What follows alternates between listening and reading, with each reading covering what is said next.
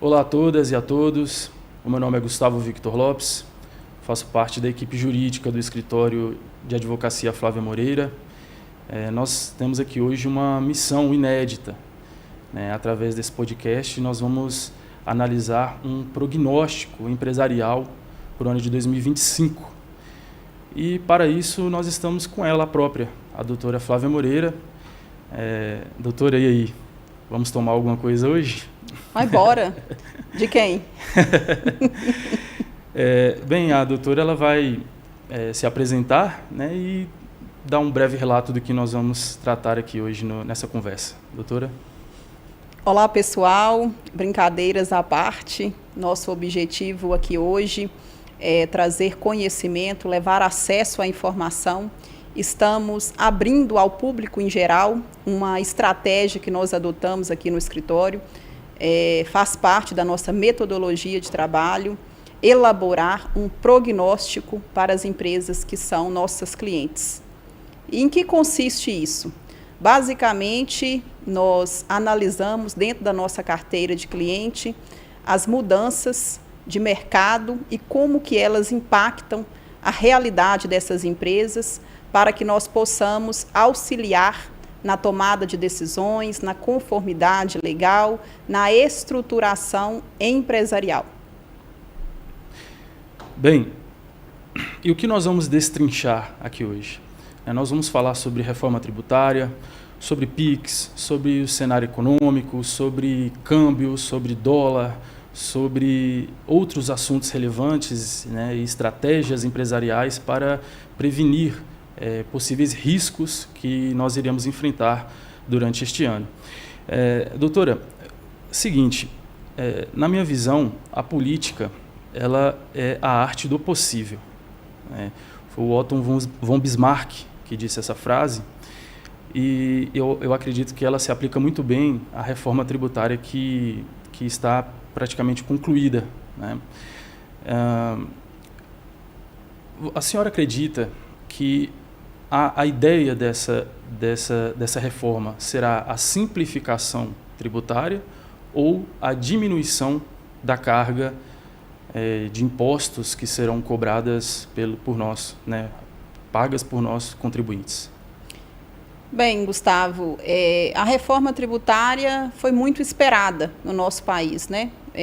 Começou a tramitar com a PEC desde 2019, somente em dezembro de 2023 que nós tivemos a aprovação dessa PEC, e hoje foram implementadas algumas mudanças na Constituição Federal que entrarão em vigência a partir de 2026. Respondendo à sua pergunta, eu acredito que a proposta da reforma tributária, ou seja, a sua promessa política, é de simplificação dos tributos. Não podemos afirmar que haverá uma redução da carga tributária, até pela referência que nós temos em outros países mais desenvolvidos que já adota o modelo que foi aprovado nessa proposta. Para quem está em casa e talvez não esteja totalmente inteirado da reforma tributária, só para fins de contextualização, o que foi aprovado no nosso país é a proposta do IVA, o Imposto sobre Valor Agregado.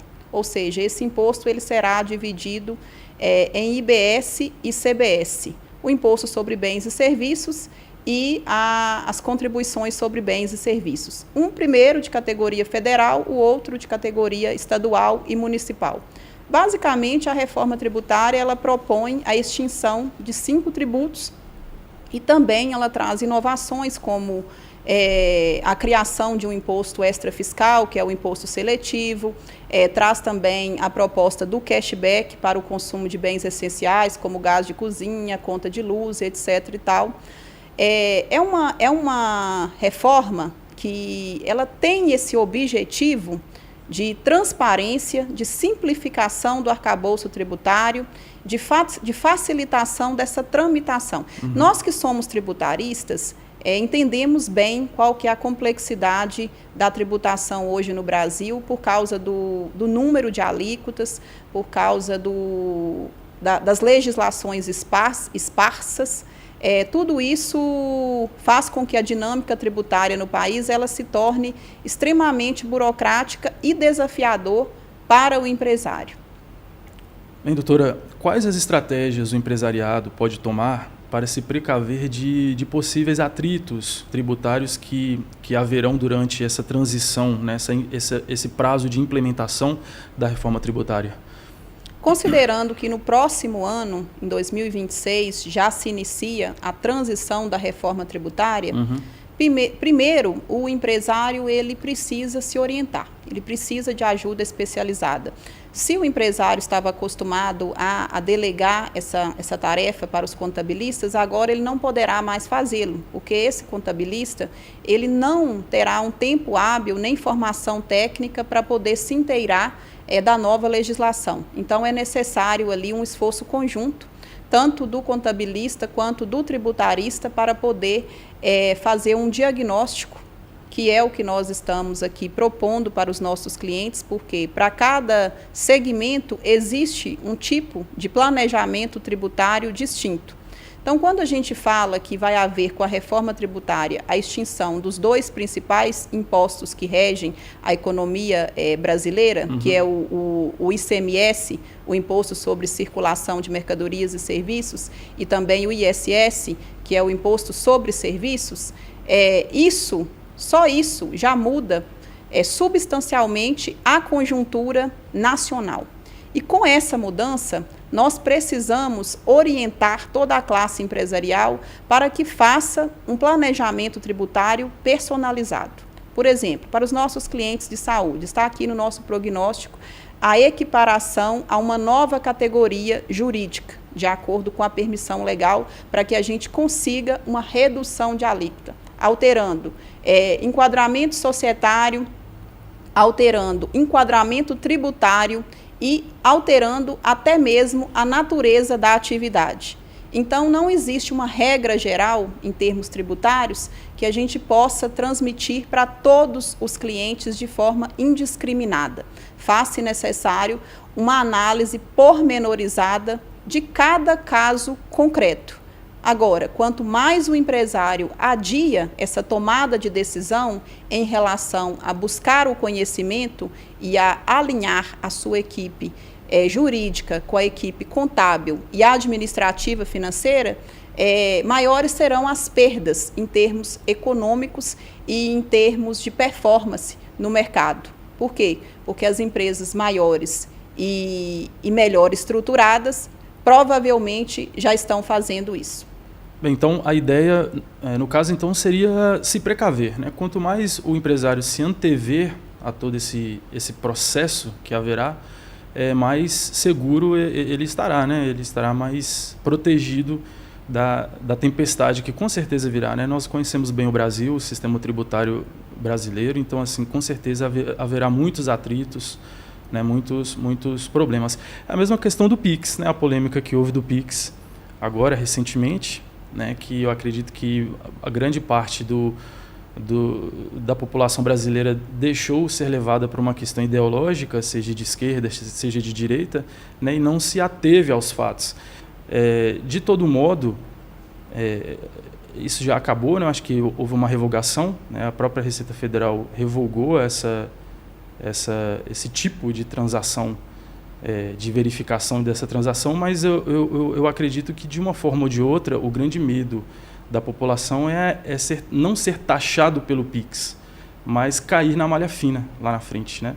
Porque se a Receita Federal tiver o controle, né, do que passa na sua carteira digital durante meses e anos, de uma forma ou de outra você pode cair na malha fina. Você acha que o medo da população era mais voltado a isso, a questão da taxação do PIX, ou de, possivelmente no futuro, cair na malha fina? Bem, Gustavo, nós estamos vivendo a cultura da desinformação, ou seja, com a globalização da economia, houve uma expansão e um intercâmbio maior de pessoas e de ideias. Isso é positivo. Mas há uma incapacidade das pessoas de filtrarem as informações, e também tem o problema das fake news, ou seja, nem tudo que é divulgado é verídico, e há também uma dificuldade de interpretação das informações. O caso do PIX ilustra muito bem isso. o que aconteceu? O governo, assim como foi feito com os cartões de créditos, assim como foi feito com as transações realizadas através do cheque, buscou aumentar a transparência das transações financeiras, através das instituições financeiras.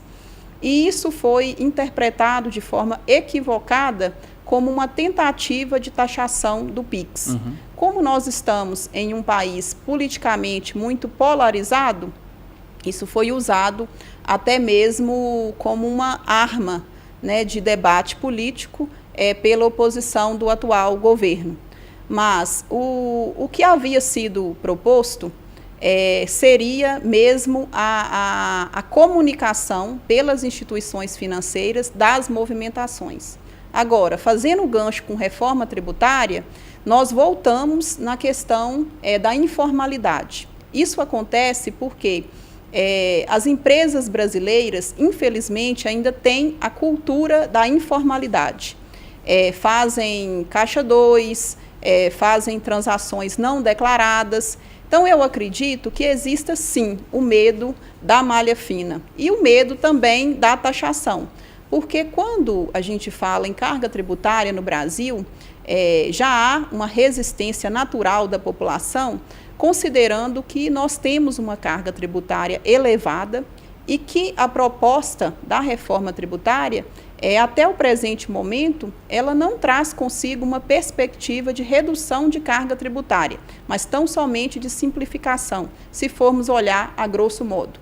A grande promessa da reforma tributária na verdade, o imposto de exportação, a dinâmica, né, da desburocratização desse processo. Agora, em relação ao PIX, uma vez que o governo brasileiro inovou com a implementação de um mecanismo, né, de transação instantânea financeira, que é sem custo para a pessoa física e com custo módico ou até sem custo também para a pessoa jurídica, a população ela se acostumou com esse benefício.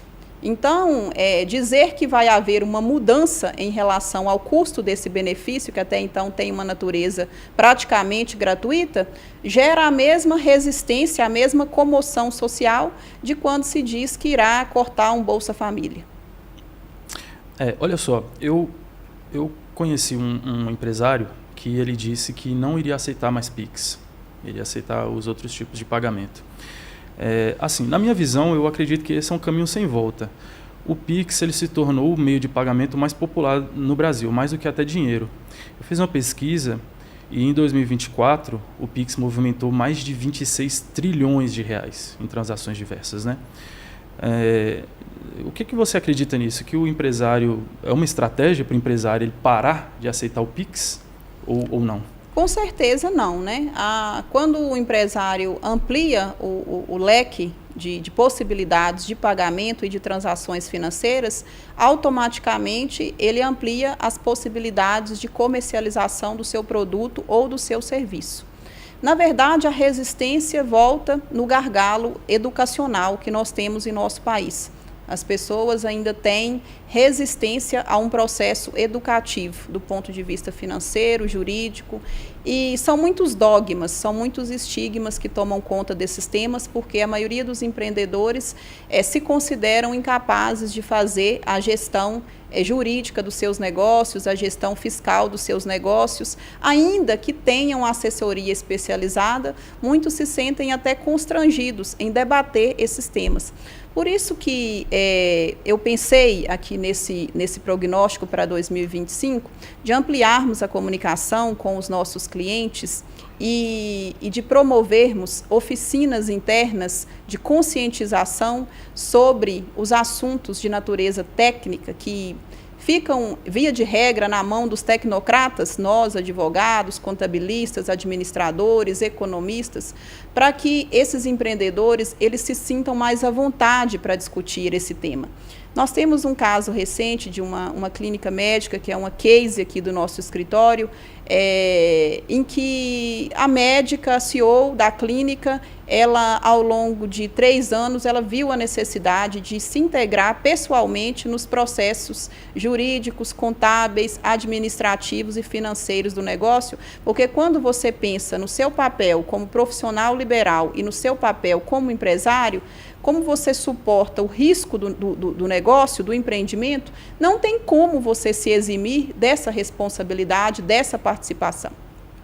Porque, embora haja uma equipe por trás, e todos nós precisamos de equipe, faz-se necessário que o CEO, que o responsável jurídico, que é o contribuinte efetivamente para fins fiscais, participe desse cenário.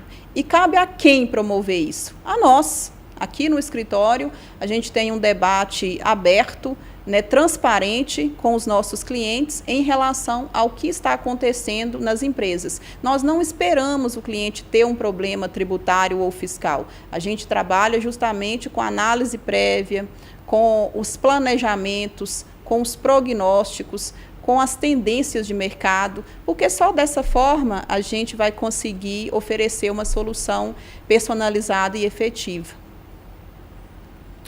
Lembrando que a vigência em 2025 sobre o imposto de renda, por exemplo, quem recebe mais de ali 2.250, mais de 2.260, essa faixa, já começa a pagar alguma alíquota do imposto de renda, né? Já começa a pagar algum tipo de tributo. Então é muito difícil pensar nesse tipo de desvio, né? Não vou aceitar PIX. Porque é muito difícil não cair de alguma forma ou de outra em algum tipo de porcentagem aqui do imposto de renda, por exemplo, né? Hoje é muito difícil, durante um mês inteiro, uma pessoa normal não precisa nem ter muita grana para você movimentar mais de R$ 2.500, ou seja, no Pix ou em outros tipos de transações, né? Então, assim, realmente precisa ser traçado outro tipo de estratégia, porque essa é muito frágil, é muito simples, né? Muito fácil do leão, né? A sede do leão é insaciável, então é muito tranquilo para o leão pegar. Com certeza, e os problemas tributários, eles não surgem de forma imediata. Como a Receita tem 5 anos para poder fazer a verificação dessas transações, que hoje se dá de maneira toda digital, através do sistema do ECAC, então a pessoa tem a falsa sensação de que deu tudo certo, mas na verdade cada vez mais aumenta-se a comunicação entre todos os setores econômicos e fiscais, com o objetivo de promover essa transparência. Então até que ponto o amadorismo é benéfico para o empreendedor? Eu entendo que em nenhum ponto. Né? A cultura amadora, ela vai te permitir sobreviver, ser um sobrevivente, mas o empreendedor, o que tem uma visão a longo prazo, o que busca sustentabilidade, ele almeja mais do que a mera sobrevivência. Ele almeja o crescimento, a expansão, a lucratividade, porque o risco do empreendimento ele já está suportando e ele pode alcançar isso. Empreender não precisa ser algo que você faz sacrificando a si mesmo, sacrificando a sua reputação, se envolvendo em situações até mesmo criminosas, com o objetivo de sonegar imposto, de economizar imposto, até porque pagar imposto é muito bom, né? Você só paga porque você movimenta dinheiro. Se você tem dinheiro, você gera riqueza, você gera emprego, você gera desenvolvimento econômico. Dinheiro precisa deixar de ser um tabu. Eu costumo dizer que no Brasil, falar de dinheiro é um tabu maior do que até mesmo falar sobre sexo. E isso precisa mudar. As pessoas precisam ter mais familiaridade, principalmente os empresários, em apresentarem para os especialistas, pessoas da inteira confiança deles, que têm credibilidade no mercado, os números do seu negócio, para que a gente possa trazer isso para um debate aberto, propondo soluções que se amoldem ao caso concreto. Doutora, Selic hoje está em 12%, um pouco mais de 12%, o dólar a R$ 6,00, 6 e pouquinho. Está estável, né? Hoje o Banco Central teve um movimento, né, que acabou estabilizando o dólar, e a previsão de inflação para 2025 no Brasil até então é 5%. Você acha que esse cenário é interessante para o empresário ou não? A princípio é um cenário de cautela, não tem como negar isso, porque se há um aumento da Selic e, consequentemente, um aumento da inflação, o governo objetiva com isso desestimular o acesso ao crédito, porque os juros estão elevados. Então, quando a gente pensa em empresa, que a empresa depende de capital de giro, ela depende de dinheiro, às vezes de instituições bancárias, para poder fomentar os seus negócios, isso é algo que merece cautela. E, por outro lado, da mesma forma, porque isso significa que haverá naturalmente uma redução do poder de consumo dos potenciais clientes dessas empresas. E nem sempre essas empresas elas conseguirão reajustar os preços das suas mercadorias ou serviços de acordo com a inflação. Então, o empresário, trocando em miúdos, ele vai ter que aguentar a mão ali por um tempo, principalmente quando a gente fala de produtos ou de insumos que são indexados pelo dólar.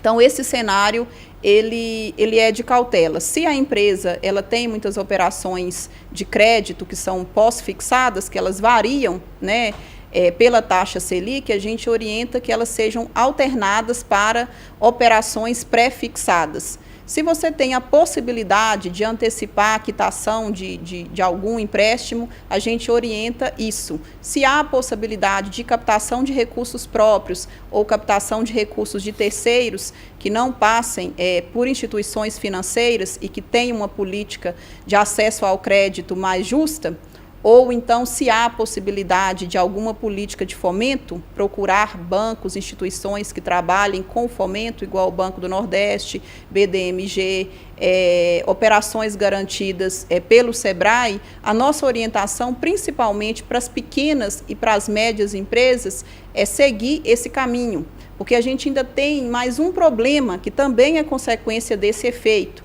que é o aumento da inadimplência. Então, se aumenta a inadimplência, aumenta também a taxa de endividamento da população e afeta também a redução do crédito do consumidor final. Você entende que é um efeito cascata? É um efeito cascata. Então, um efeito dominó, né? Sim. Então, o cenário é de cautela. Não tem como o empresário ignorar isso, porque o mercado externo é um ambiente que o empresário não tem controle sobre ele, não tem controle direto. A gente percebe aí que até o próprio Banco Central, com a venda de dólar, né, com os leilões, está tentando regular o mercado, mas não tem obtido tanto êxito conforme esperado, né, pelos economistas. E isso sinaliza que o empresário pode ser surpreendido com essa instabilidade do mercado. E isso a empresa não tem controle sobre isso. O que ela pode fazer? Ela pode se resguardar. Ela pode reduzir a captação de crédito no mercado, ela pode enxugar os seus custos, ela pode adotar mecanismos de sustentabilidade da sua operação e ela pode também diversificar mix de produtos ou serviços com o objetivo de atrair novos padrões de consumo e ela pode tentar escalar ao invés de aumentar o ticket médio e repassar esse aumento de preços para o consumidor final. Um grande tema é que este atual governo ele está sendo razoavelmente imprevisível em relação ao mercado. Tanto que essa oscilação recente, né, que nós vimos no dólar foi em grande parte causada pelo próprio atitudes que o governo teve, né, que acabou tendo essa elevação surpreendente que nós podemos observar. Eu vi um vídeo de um analista econômico dizendo que uma estratégia para as empresas que possuem os seus insumos, os seus produtos vinculados ao dólar, né, que são aqueles que são importados, que pode ser uma boa estratégia comprar em grande quantidade, levando em consideração que a tendência do dólar é de aumento. Então, comprar como se fosse fazer um grande estoque, né, fazer um estoque para que, caso aumente mais o dólar, ele tem ali uma reserva protegida. Você acha que essa é uma estratégia interessante? Levando em consideração que, até mesmo aqui no nosso escritório, nós vemos alguns clientes, né, alguns empresários que possuem alguns tipos de produtos que são absolutamente vinculados ao dólar, né? Por exemplo, peças automobilísticas, placas solares, alguns tipos de produtos de beleza também, né? São bastante importados, né? Em grande parte. Então, você acha que essa seria uma estratégia interessante ou não? Seria mais algo personalizado? Depende. Se a empresa tiver crédito suficiente, se ela tiver caixa para fazer isso, com certeza, porque embora do ponto de vista fiscal, né, o estoque ele seja um passivo circulante, do ponto de vista financeiro, pode significar um maior poder, né, econômico. Por quê? Porque se você tem estoque, você está protegido das oscilações de mercado. Pelo menos a médio prazo, a curto e médio prazo. Então, se a empresa possui crédito, se ela possui liquidez para poder fazer isso, é uma excelente estratégia, até porque a compra em larga escala, por si só, ela já costuma ser mais vantajosa. Né? Quanto maior a quantidade que você adquire de um produto ou de um insumo, maior a sua capacidade de barganhar o preço. E se o seu concorrente, principalmente as empresas menos estruturadas, de menor porte, e não tiver condições de fazer isso, de manter um estoque com um preço mais atrativo, sem sofrer com a oscilação da moeda, isso se tornará também um diferencial competitivo. E a empresa não vai precisar atrasar as suas operações e nem ficar inadimplente em relação aos seus contratos, porque não conseguiu adquirir os insumos ou porque perdeu o seu poder de compra ao longo desse processo, em razão de um fato que a gente pode considerar superveniente. É um fato que o empresário não tinha como prever, né? Sim. Bem, uma boa estratégia que eu vejo no dia a dia a senhora utilizando são alguns pilares jurídicos para que o negócio se torne sólido, que são algumas ferramentas, né, que são trabalhadas junto com o empresário para que ele tenha mais segurança, né, tanto para atuar, né, quanto para inovar, como elaboração de regimento interno, manual de governança, até mesmo registro de marca. Você pode falar mais um pouco sobre esses mecanismos? Sim, esse é o nosso produto de prateleira aqui no escritório. Nós temos um plano de assistência jurídica empresarial, denominado PAGE, que visa justamente prevenir as empresas de riscos jurídicos, conferindo segurança e autonomia aos empresários na tomada de decisões. E fazemos isso de forma personalizada. Acreditamos muito em processos internos, processos de padronização. E o regimento interno, que é um regulamento de convivência, embora pareça simples, ele não pode ser desprezado. Ele é extremamente eficaz na regulamentação da convivência social no ambiente de trabalho. A partir do momento que uma empresa adota regras claras, ela amplia os poderes do contrato de trabalho, porque o regimento interno ele integra o contrato de trabalho a partir do aceite dos seus empregados e faz lei entre as partes. Então, se há uma questão que não tem previsão na CLT, mas tem previsão no regimento interno, e em que houve o aceite do empregado, a empresa ela vai poder lançar mão daquela regra para poder tomar uma atitude, adotar uma conduta, seja para poder estimular ou desestimular um determinado tipo de comportamento dentro da empresa. Outra questão que é muito relevante são os manuais de governança corporativa ou de compliance. Embora pareça que sejam ferramentas de grandes corporações, isso é um mito.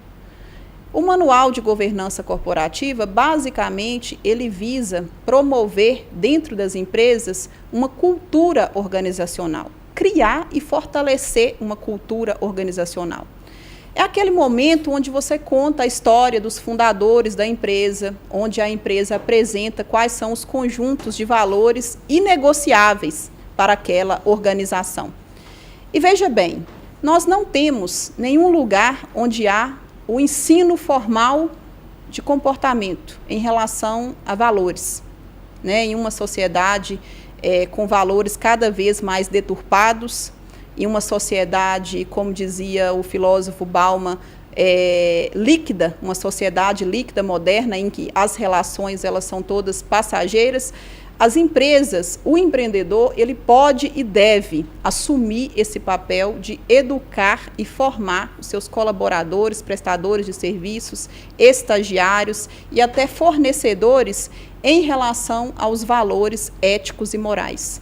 Uma empresa que se pauta em uma cultura organizacional sólida, com valores éticos e morais, forma seres humanos melhores que comungam para um propósito maior da humanidade, que é o bem comum, né? Porque nós confundimos muito projeto com propósito. O projeto é pessoal, é adquirir um carro, uma casa, ser promovido. O propósito é o bem comum da humanidade. E é preciso que a iniciativa privada chame para si essa responsabilidade, que é a responsabilidade em promover o resgate, a educação moral das pessoas, adequando comportamentos a uma linha de valores éticos. Porque se o direito não se confunde com a moral, a empresa ela não existe sem esses valores. Senão, o que nós teremos é a selvageria, né? Nós teremos aí a concorrência desleal, nós teremos a desonestidade, a corrupção, nós teremos esses males que tanto assolam os empresários. Toda hora a gente se depara com um empresário extremamente desconfortável em relação ao seu próprio empregado, sem saber se o empregado vai traí-lo, se vai abandoná-lo, se vai levar a propriedade intelectual da empresa para a concorrência, se vai, inclusive, adotar uma postura de resistência em relação às mudanças que são propostas dentro da organização, ou se vai trabalhar com o enfraquecimento da cultura organizacional, adotando condutas como de vitimismo, condutas como de fazer menos é melhor, economia produtiva, a conduta da fofoca. Então, isso precisa ser trabalhado num bom manual de governança corporativa. É papel do empresário educar a população, promover o bem-estar social. Quando a Dilma estava prestes a sofrer o impeachment, o Michel Temer enviou uma carta para ela, mostrando que ele não iria apoiá-la mais, que ela iria perder o apoio dele, né, como vice-presidente. E uma frase que ficou bem fixa na minha memória foi a primeira frase que ele utilizou nessa carta. Estava escrito assim: verba volant, scripta manet. Significa que palavras voam, mas a escrita permanece. Eu acredito que essa frase pode ser aplicada muito bem à questão dos contratos, né? A importância dos contratos, principalmente para o empresário, né? Para não ficar aquela coisa só de um acordo verbal, né? Entre cavalheiros, né? Eu fiquei sabendo que aqui no interior de Minas Gerais, grande parte dos contratos são firmados no fio do bigode, né? Então, eles acordam algo ali verbalmente e fica por aquilo mesmo. Você acha qual é o nível de desvantagem que o empresário possui firmando esse tipo de acordo, né? Eu, particularmente, costumo dizer que o combinado sai caro. E o Michel Temer foi muito feliz na expressão utilizada, porque, de fato, o que permanece é o que é escrito. Os contratos, eles são utilizados para poder rememorar o que foi combinado. Deveria ser esta a função deles. Mas quando algumas pessoas esquecem ou intencionalmente pretendem dar por esquecido aquilo que foi combinado, caso o empresário não tenha, né, aquilo por escrito, com certeza ele irá sofrer um prejuízo. E no direito, nas relações negociais, ainda tem contratos que, para fins legais, eles só são aceitos na forma escrita. Ele precisa ser um ato solene. Ele precisa obedecer aos requisitos do Código Civil. Então, o empresário ele não pode achar que ele vai fazer qualquer tipo de negócio sem o auxílio de um contrato. Por exemplo, o contrato de locação comercial, ele exige a forma escrita para que você tenha condições de despejar o inquilino em caso de inadimplemento, ou em caso de desvio da finalidade da locação, ou qualquer outro descumprimento das cláusulas contratuais. Então, é muito importante que as empresas, nesse início de ano, como nós estamos propondo aqui no prognóstico dos nossos clientes, que se atentem à elaboração e revisão de contratos. Às vezes parece que a gente só precisa ter um contrato de gaveta, mas o contrato ele é testado quando o negócio não funciona. Contrato é igual ao casamento, que também é celebrado através de um contrato, né? Fazendo essa analogia. Você só vai provar o amor e a forma como aquela união se desencadeou ao longo do tempo quando você precisar se divorciar daquela pessoa. E naquele momento, o que irá valer? O contrato firmado no cartório de registro civil. Então, é o regime de bem adotado, são as cláusulas, se há incomunicabilidade ou não, né? Se aquele regime é obrigatório ou não, se aquela pessoa ainda se encontra capaz para poder adotar uma determinada conduta ou não.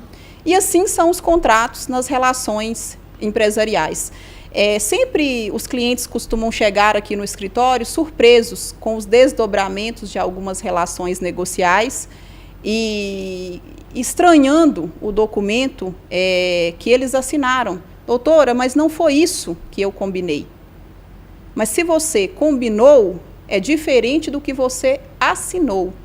Como diz o Michel Temer novamente, as palavras voam, mas a escrita permanece. Então, é necessário tomar muito cuidado com as letras miúdas, com as expressões em latim, com as expressões tecnicamente jurídicas que o senso comum desconhece, e você firmar um contrato sem ler. Nós tivemos no escritório um caso recente de clientes instruídos que, induzidos ao erro ou a um vício de consentimento, firmaram um contrato, entendendo que estariam contraindo um tipo de obrigação, quando, na verdade, contraíram outra completamente distinta. Né? Com o objetivo de financiar a construção de um imóvel, eles acabaram contraindo uma dívida para aquisição e construção de um imóvel. Isso impactou substancialmente a economia do casal e o resultado final dessa transação, resultando, inclusive, na necessidade do desfazimento do negócio e na administração de diversos prejuízos emocionais e financeiros. É aquela máxima, né? Os contratos devem ser celebrados em tempos de paz para serem usados em tempos de guerra. São coisas que passam despercebido e muitas vezes o empresário não se atém, né? Não dá o devido valor, só vai perceber o prejuízo depois que acontece.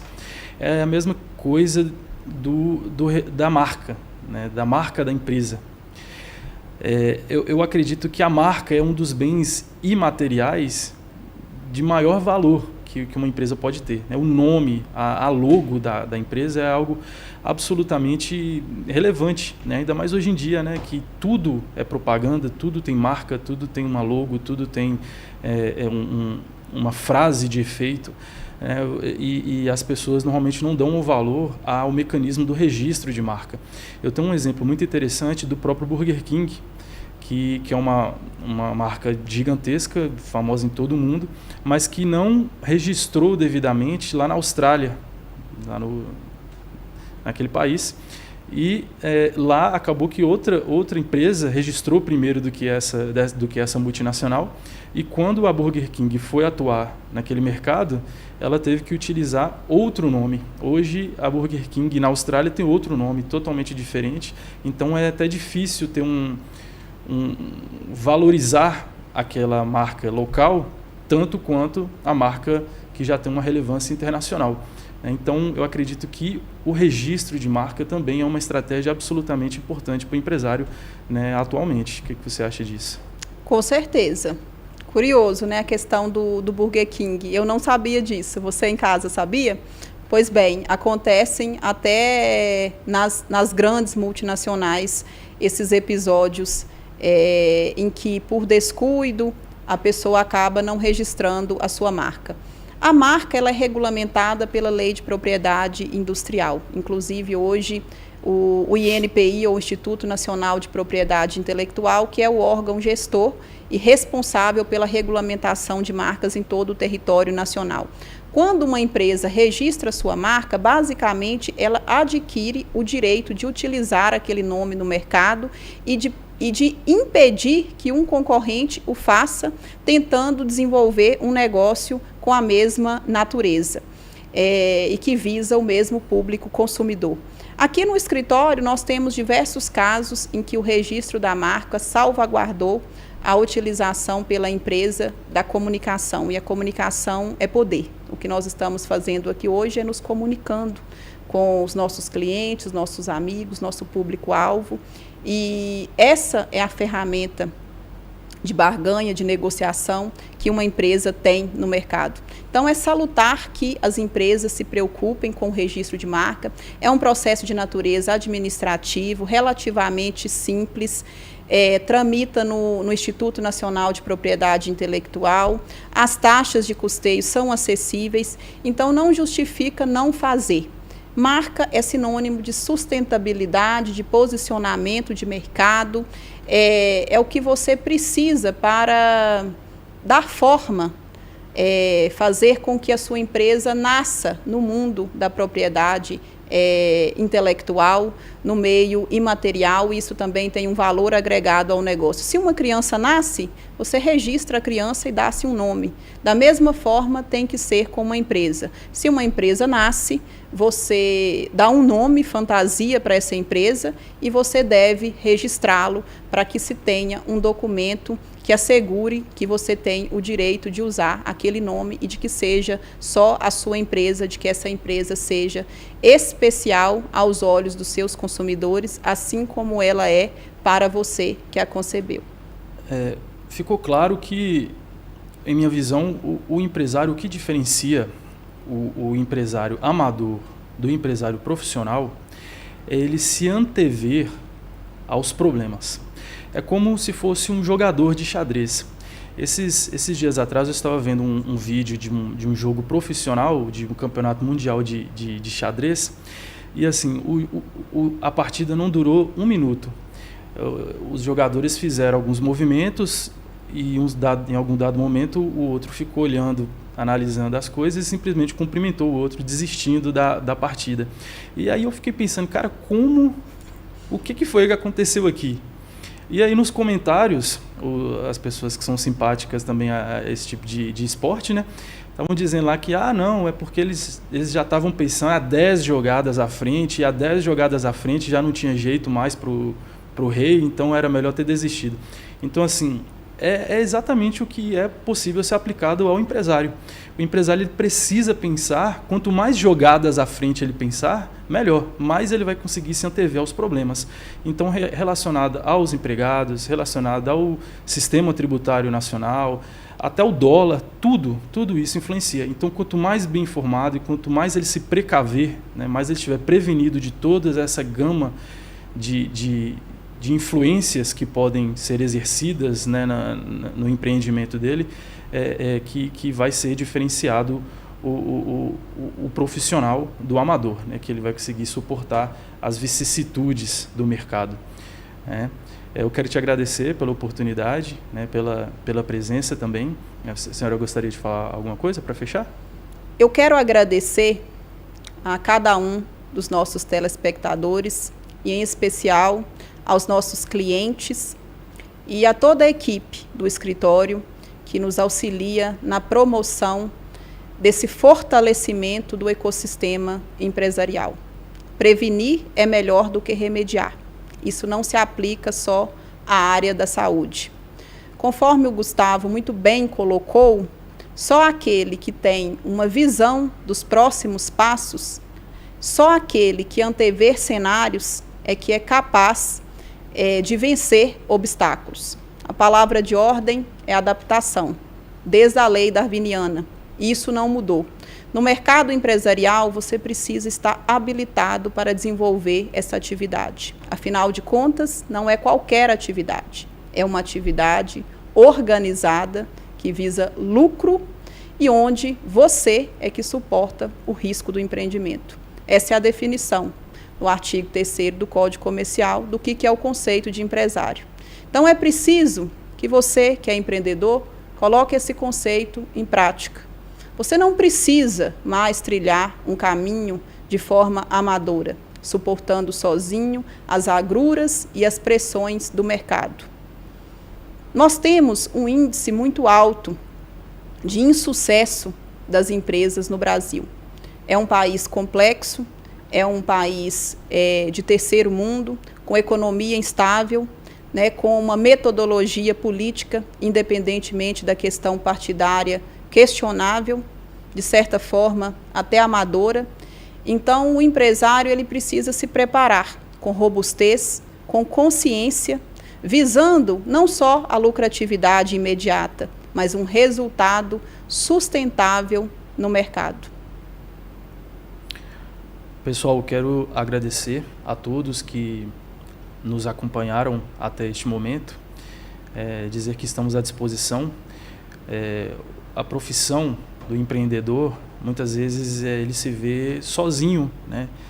Ele é descredibilizado pelos empregados, né? pelo fisco, né? pelo sistema tributário, e até mesmo por familiares, por pessoas próximas, muitas vezes nos desmotivam, né? Mas eu quero dizer que uma andorinha só não faz verão.